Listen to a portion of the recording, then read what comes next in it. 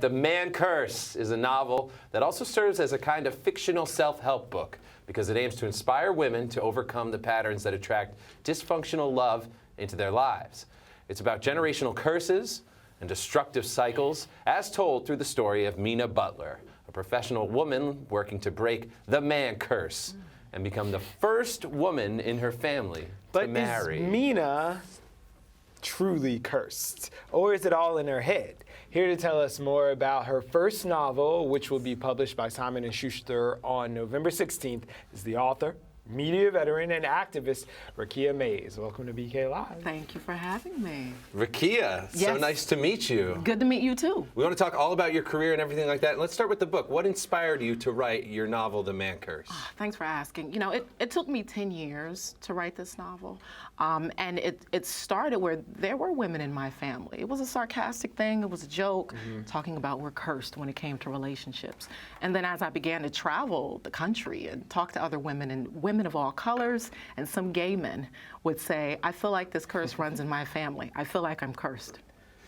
Now, wait a minute. Is this just another man-hating book? No! You see these angry women on the train turning pages? That's right, girl. No. The Man Curse is not about a man.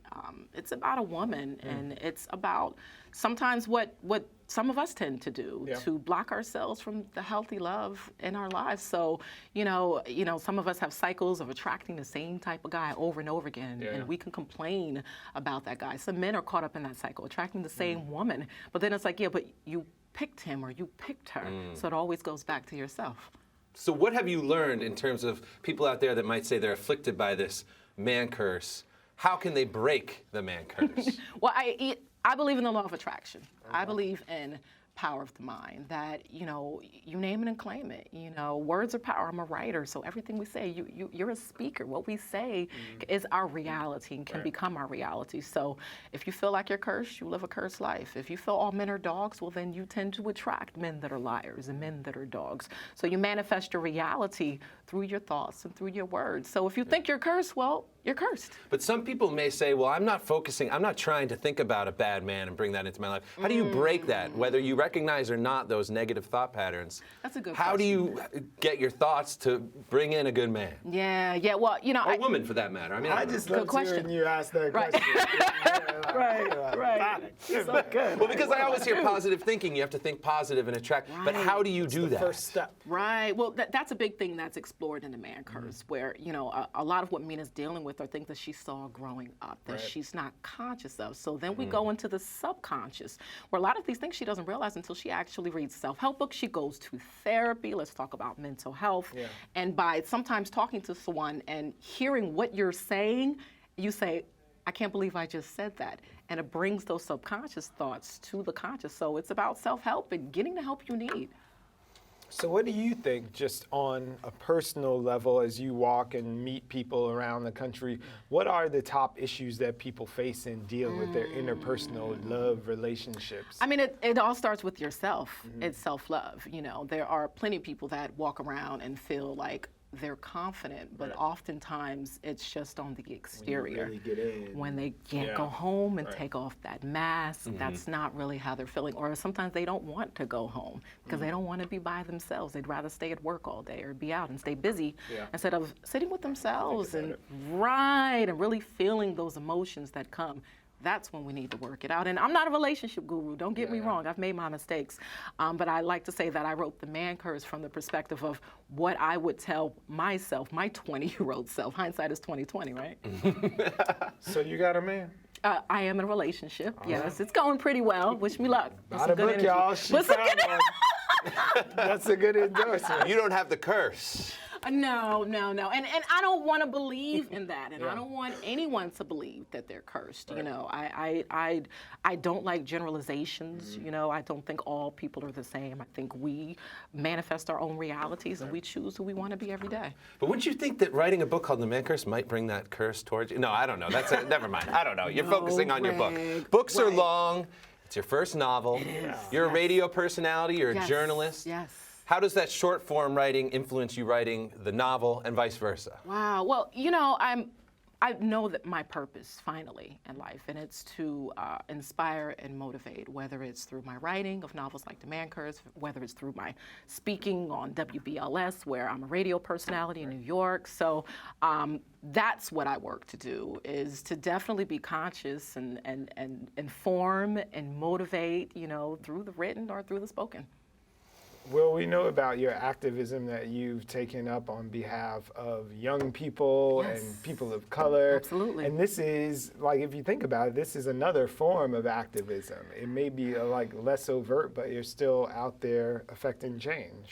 And that's what it's about. You know, I think we're all leaders in a way. And I think, you know, it's our responsibility to make the world a better place in the way that we want to see it. And we can do it in small ways. You guys are doing it here with your TV show and informing people and talking about topics like this. Or it's out in the streets and protesting and speaking up and talking about what's going on, injustices in the world. So we're all responsible for changing the world. It's up to us. Well, continuing with the positivity theme, what can you tell us about your Leading You to Love tour that's coming up in 2016? Yes. Well, it began in a way with the tour that I'm doing now, that began this month with The Limited. They picked me as a part of a campaign called The New Look of Leadership, where they picked women from around the country who they feel are leaders. Because Thank you. Pull you from the radio. Like, what's she look like? What's she look like? You see her at The Limited. Yeah. Thank you. So so that's featured like 200 stores nationwide and direct mail. So the tour is like a book reading tour in the tri-state area, 9 cities, readings and style sessions. And so the Leading You to Love tour, we're planning a nationwide tour, 12 cities, begins February, March, and April, where I'm making 3 stops. So one stop would be with a local radio personality or tastemaker, reading Q&A, and we talk about love and relationships and intimate conversation among women. Okay, guys can come, but it's for I was women. like, what can the men learn? Because you know when you say that, it's like, did it. Like, let me get some inside insights as what these women are talking about. What can the fellas learn from this book and the tour? Because there's women curses, right? Men get caught up in the, I mean, this is not necessarily what you're talking about on the tour, but these cycles that men also get caught up in, I think I know plenty of men that are caught in cycles and they attract the same type of woman. They're like, I keep getting cheated on, or, you know, and again, that goes back to subconscious, and that's just what I believe. But the men that have read it, and I'm happy to say they like it and they love it, and they'll say things like, oh, I need to give this to my girl, or my sisters need to read this book. It's Mina's uphill climb, and she does find her light, but it's how she finds it. It's in herself. So have you sold the movie rights yet? There is film interest.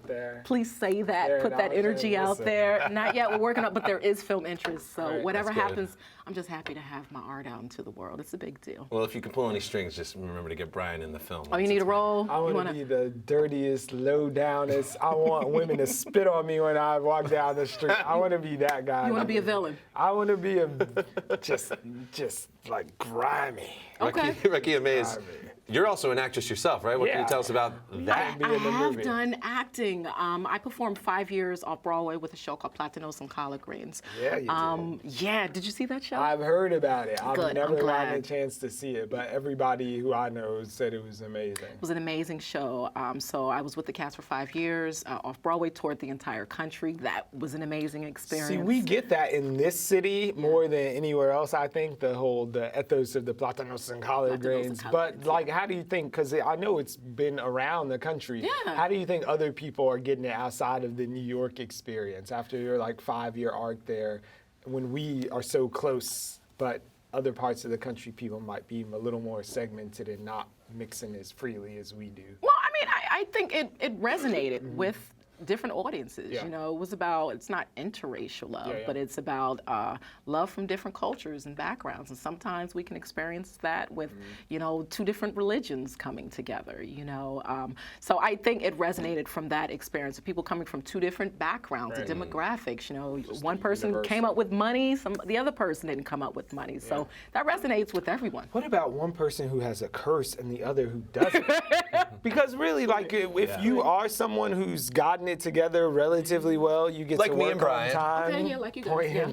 hey, camera 1, camera 2. Right. But then you meet someone who is cursed and they just don't know how to receive it. It's like, dude, like you are cursed in your brain and you don't even Right. know it because all this is right here. This is And true. you're still caught up in some mess that Willie did to you 5 years ago. That is the plight of many good men out there, where some women do overlook good men, but I think everybody has their path. Yeah. You know, and I also think for the men that attract those types of unavailable women, maybe there's something about them that's unavailable as well. It's All not right, always it's been about nice that talking to you person. today. You're an actress, Raqiyah a magazine writer, a radio personality, Yes. BLS, you said? Yes. And now your novel is out, The Man Curse. We look forward to reading it. We look forward to November the movie. 16th, Thank you. wherever books are sold. Thank you. The thank Man you. Curse. TheManCurse.com. I can get it online. Retailers, check it out. I hope you enjoy it. I Absolutely. do. Please come back again to BK Live. Thank you. When you put Brian in the movie. Okay, I will. Thank you. Yes. Break the curse.